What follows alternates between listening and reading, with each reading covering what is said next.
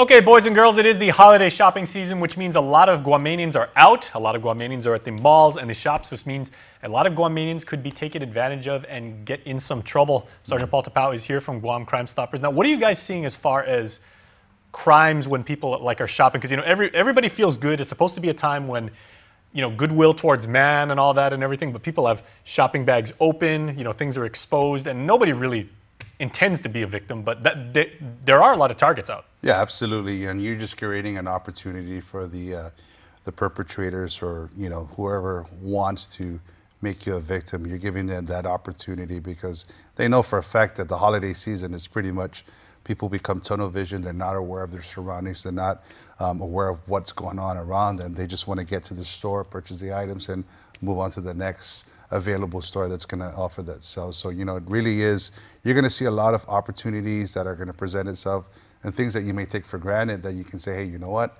I may better pay close attention to what I'm doing while out and about and shopping and stuff.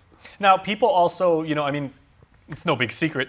You go into the mall multiple times. You go in and you may go to Macy's and buy something for, your grandma. You go back to another store. You get something for mom and dad. You make multiple trips back and forth to the car. You're stacking up all of these boxes and packages and then leaving your car. Most people don't want to carry around 14, 15 boxes. So if we're going to do that strategy, and it does work, how can we make sure that we're safe? Well, first and foremost, you got to plan your route accordingly. You know where you're going to be going and know the available stops that you can make to drop off the so-called goods that you had purchased. And also, again, we stress that don't leave your valuables exposed and invite the criminals to come in and take advantage of that opportunity. Planning your routes, knowing who you're buying for, what you're buying for in specific, and how you can actually conceal it.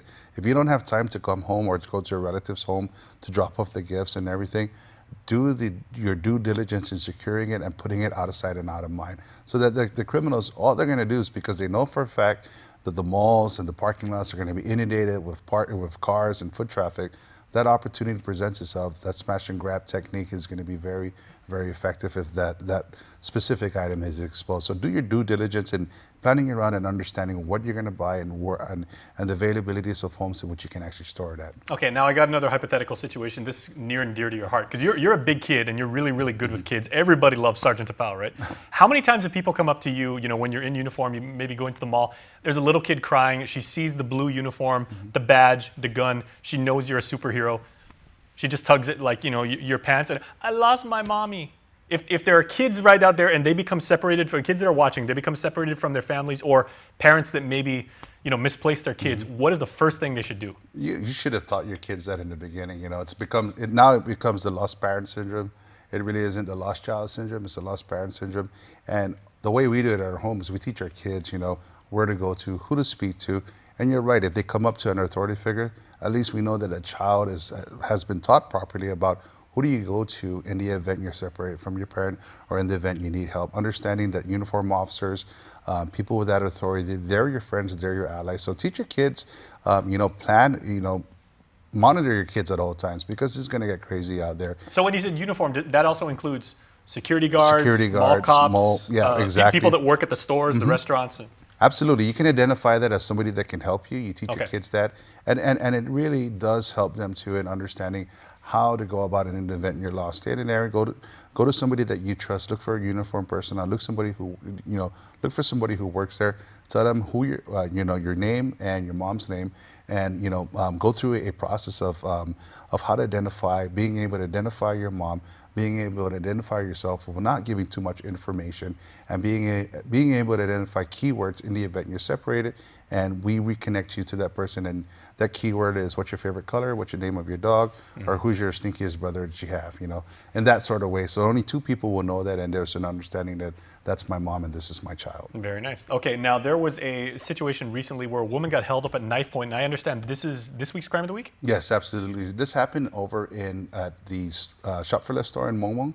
So, pay attention to what had happened because, again, this is just testament of what can happen to you in the event you're caught off guard. All right, here's the 411.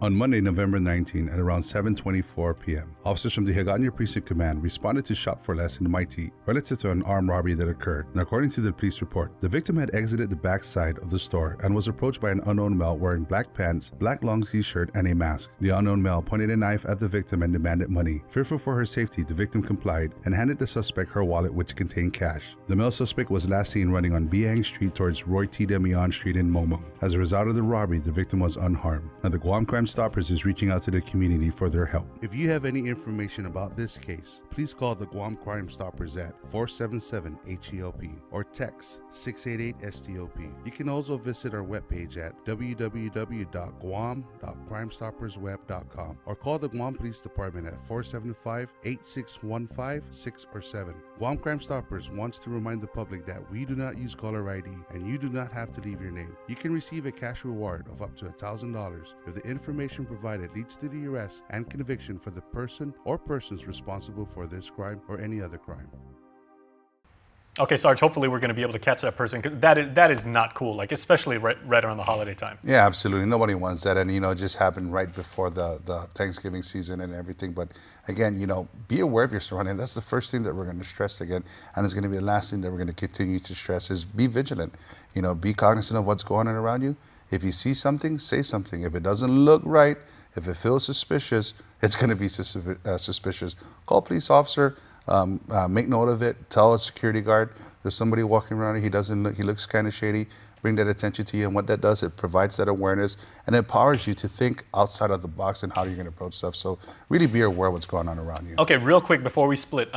Speaking of holiday tips and tactics, your brothers and sisters in uniform will be out doing DUI checkpoints all throughout the island. Hey, Merry Christmas, Guam. It's our way of giving back. It really is.